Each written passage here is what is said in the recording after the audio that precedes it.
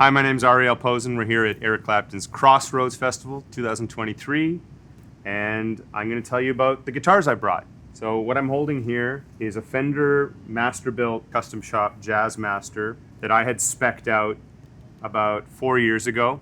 I've always been kind of a Strat guy, but at the time I was starting a second record of mine called Headway, and I was really looking for some just different sounds. You know, I have a lot of humbucker guitars, a lot of P90s and this, and Strat pickups and Tele pickups, but I'd never really jumped into the world of the Jazzmaster. And I don't know if it's actually the guitar itself, the offset vibe of it, or if it's the pickups. I know the sound of it is the biggest reason, and a lot of that has to do with the actual ergonomic element of the guitar, but it has become a staple guitar on my set because I travel with a couple guitars and I play in two different tunings a lot. On my show I play in B standard in baritone tuning, which is this guitar, which I'll get to, and then this is an open C. And I capo around a lot, you know, open D, open E. Once we get to that point where I can start bringing 10 guitars on the road, if we get there, I can have different tunings for every song, but at this point, this is what we do, and this is what works. So it's an awesome guitar. It's really open sounding and has a lot of headroom, low output pickups. It's very dynamic. Yeah, it's hard for me to do a gig without it. The look of it was spec'd to a guitar that I saw, I think it was Regent Sounds on Denmark Street in London on tour once. I remember taking a picture of it and I was like, I just love the look of this thing with the blue headstock. That was just cosmetic.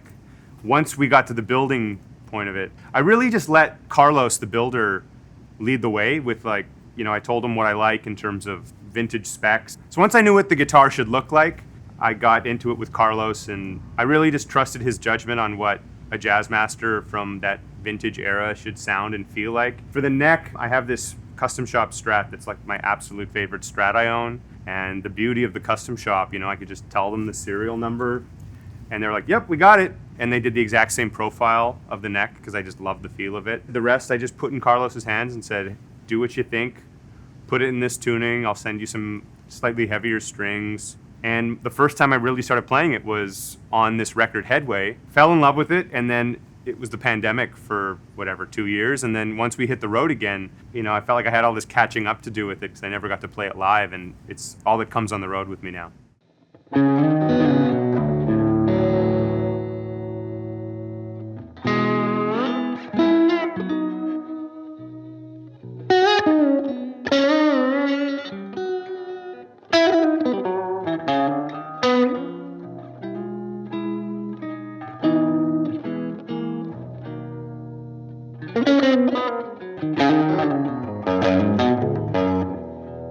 So this guitar is kind of night and day, and I always like finding something that's different than what most people use. And on my first record, I had a couple songs where I took like a Japanese Tiesco Del Rey guitar and tuned it to B standard, which is like baritone tuning. Long story short, fell in love with it. It was great, but live it just didn't play well. It was very temperamental. So this is by my friend Matt at Mule Resophonic in Saginaw, Michigan. He normally builds resonators, but he started doing electrics, and this is steel.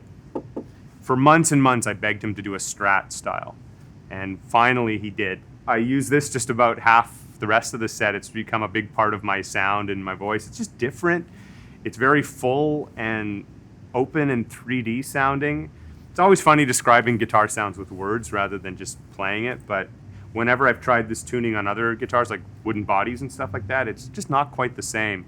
Something about a baritone in this guitar is like my perfect idea of a baritone. The scale length is like a Strat, so it still sounds like a guitar rather than a bass. I really do like the two knob and the switch. I've never was fully comfortable with volume, tone on a Strat.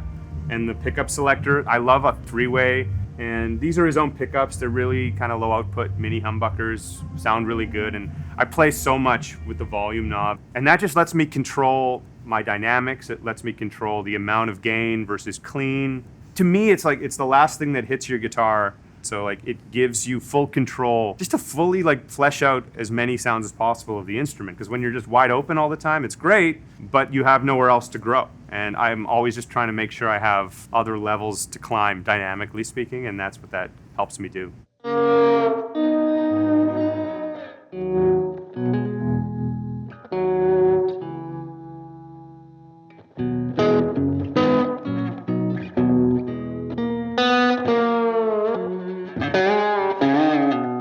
everyone's invited here. You know, it's like if you just play instrumental music, if you're a song person, but you also support it with some nice guitar playing, if you play bluegrass, jazz, like everyone's included. It's one thing to be involved in the musical aspect of this, but for a good cause, it just kind of sweetens it too. I do get kind of put into this blues category when I'm really not making blues music at all. However, if it wasn't for Stevie Ray Vaughan, if it wasn't for Jimmy Vaughan, Clapton, the modern people like Robin Ford and John Mayer and all these guys, I really would have never started to take guitar seriously. I'm excited to see all my heroes and people I'm a fan of, just the whole thing. I'm incredibly grateful, and now that it's real, you know, I've known about this for a year and a half, and when I initially got that email from Eric, I thought it was a joke, and it really wasn't until we signed a contract. I still felt like we were being trolled. So now that it's real, we're here, we've sound checked, pretty amazing. We need more people that are original. We need more people that have their own voice and something special. So don't let anyone tell you how to do you. Just try to block out the noise and just stick with it and enjoy the ride, and you know, don't have expectations, don't compare yourself. It's very hard not to, but those are like the most important things to try to remind yourself.